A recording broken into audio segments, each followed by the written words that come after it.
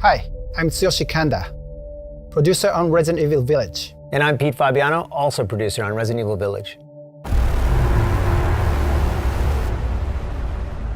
We hope you all had the chance to check out and enjoy our trailer.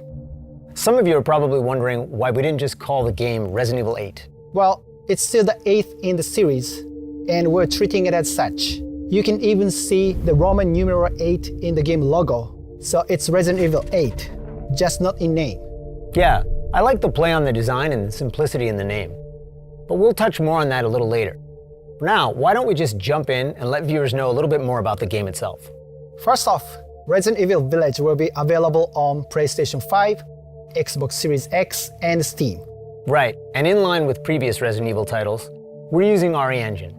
That engine brought Resident Evil 7 Biohazard, Resident Evil 2, Devil May Cry 5, and most recently, Resident Evil 3 to life. We were able to take all that we learned from those titles, along with our internal development efforts, and optimize the latest version of the engine for the next generation of consoles. With the combined power of Next Gen and RE Engine, we can take our developers' vision to new heights. Once again, we're planning a fresh take on survival horror, this time upping the ante on action a bit. Realistic graphics and immersive audio, coupled with no load times, will really draw you into the world we've created for Resident Evil Village. Speaking of which, the game takes place a few years after the events of Resident Evil 7 Biohazard. Right, and it follows the story of protagonist Ethan Winters. Ethan's gone back to living an ordinary life, but of course, it wouldn't be a proper story without a new challenge to overcome. Chris Redfield, a decorated hero fighting against bioterrorism, makes his return, but not in the way you'd think. He's the reason Ethan's life gets turned upside down. Let's take a look at some key art. You can see Chris looking dark and far more brooding than in earlier Resident Evil appearances. The last thing worth mentioning in terms of characters here is the village itself.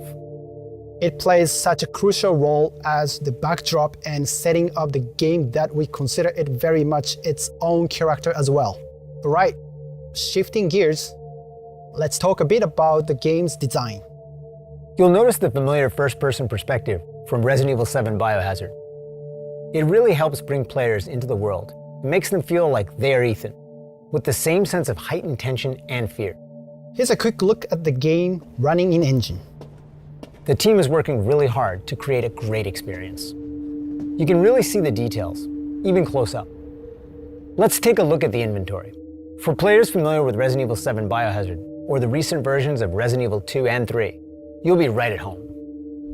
We hope you enjoyed this additional look into Resident Evil Village. Oh, and here's one more piece of key art. You might want to pay extra close attention to this one.